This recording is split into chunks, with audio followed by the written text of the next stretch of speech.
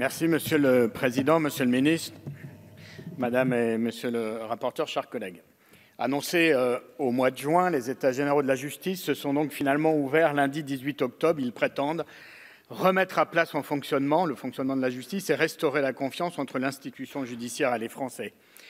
Mais comment croire qu'un tel chantier, lancé à la toute fin du mandat du Président de la République, puisse, en 4 mois seulement, et dans un contexte de campagne électorale, relever sérieusement ces défis? Nous ne le pensons pas, mais pas plus que les professionnels, qui sont d'autant plus sceptiques que, cette fois encore, ils n'ont été ni associés ni informés de l'organisation et des thèmes retenus pour ces États généraux. Je les cite, le syndicat de la magistrature considère qu'il s'agit de pur affichage, tandis que l'Union syndicale des magistrats estime pour sa part que cette consultation arrive trop en fin de quinquennat pour être prise au sérieux. Le syndicat des avocats de France, lui, qualifie pour sa part ces États généraux d'un exercice de communication au service de l'exécutif. Reconnaissons qu'ils ont été échaudés par la réforme de la justice pénale des mineurs.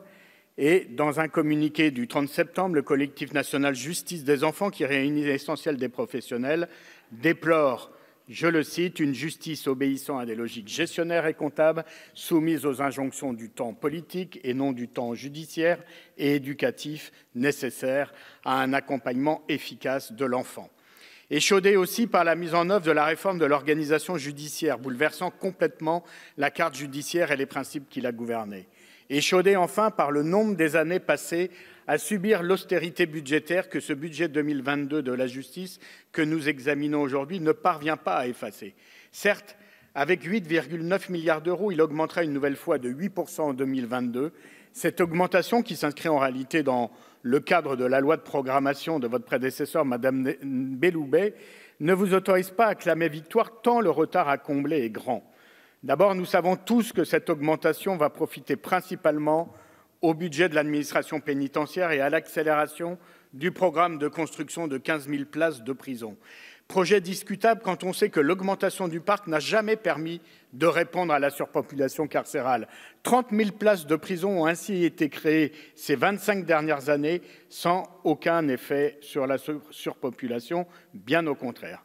Mais surtout, malgré cette augmentation, le budget de la justice reste très en deçà des besoins et reste bien en dessous de la plupart des pays européens. Le rapport de la Commission européenne pour l'efficacité de la justice, publié l'an dernier, a confirmé ce retard pris par notre système judiciaire. Ainsi, la France compte moitié moins de juges que la moyenne européenne et 4 fois moins de procureurs.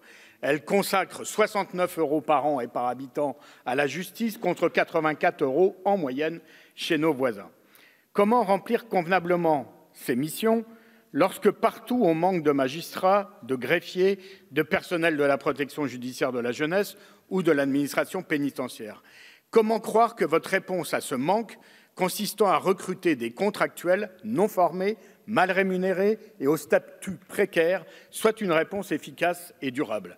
Comment expliquer, sinon par votre soumission à une logique comptable, que vous refusiez de recruter et de former des magistrats et des greffiers alors même que la vacance structurelle des postes est de 7% au niveau national et qu'aucun contractuel n'est en mesure de les remplacer dans leur travail?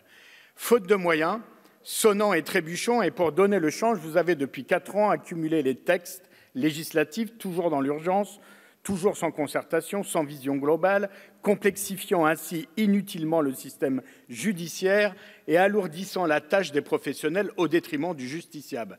Le procureur général près de la Cour de cassation, François Molins, le souligne lui-même, je le cite, « Aucun autre corps n'a fait face à autant de réformes depuis 20 ans, ni assimilé une telle inflation des normes. Le temps passe et la justice demeure, dit-on.